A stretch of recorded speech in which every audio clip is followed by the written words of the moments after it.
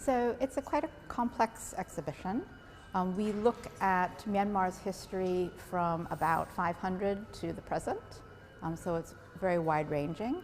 Part of the reason for the exhibition, part of the impetus behind it, is very much that it was an important colony for the British back in the 19th and early 20th centuries, but yet today very few people know much about it. So it's an effort to bring the country to the fore in the UK.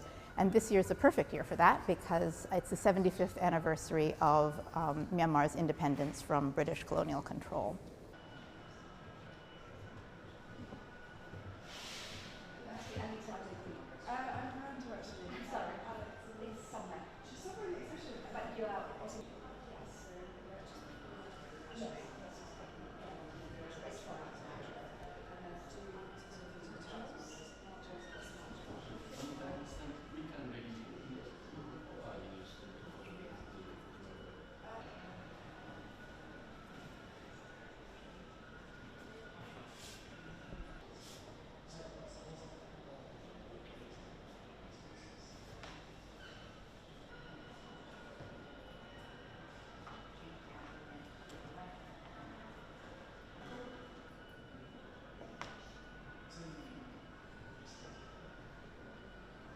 So we start the exhibition with a fantastic UNESCO Memory of the World object, which is a gold letter set with 24 Burmese rubies sent by King Alangpaya, who had just founded the very powerful Kombang dynasty. He sent a letter to King George II in Britain, introducing himself and trying to establish diplomatic relations between the Kombang Empire and the British one. So I think people will be very surprised to learn about the fact that Myanmar had an empire. It was briefly, it expanded to, twice in its history expanded to be the largest empire in mainland Southeast Asia. So it was a force to be reckoned with.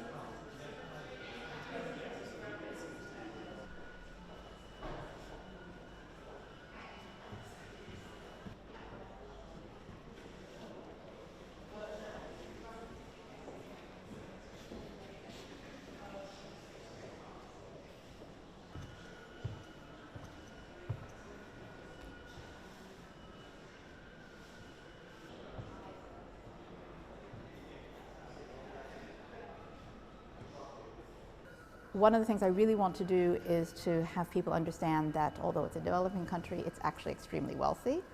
Its resources are just very poorly distributed. So it's been wealthy, it's been a huge empire in the past, but the other major theme is for people to understand that until 1948, it was not the shape that it is today. And in the past, it was actually separate kingdoms in different parts of the country. So in the past, it wasn't a single entity.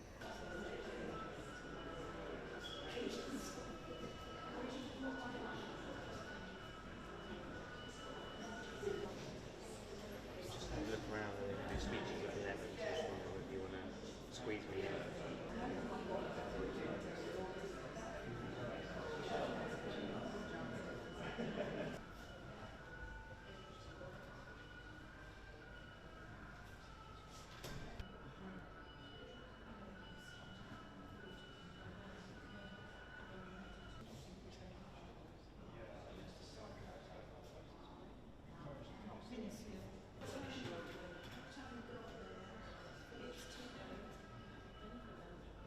Even before cost of living crisis and COVID and the military coup in Myanmar in 2021, I had planned to borrow almost exclusively from UK institutions, and that was because it was an important colony for the British. There's so much material here in the UK that is tucked away in museums and hasn't been displayed, it hasn't been researched, it hasn't even been seen. So it was a chance to kind of pull those things out of storage and show them in the UK.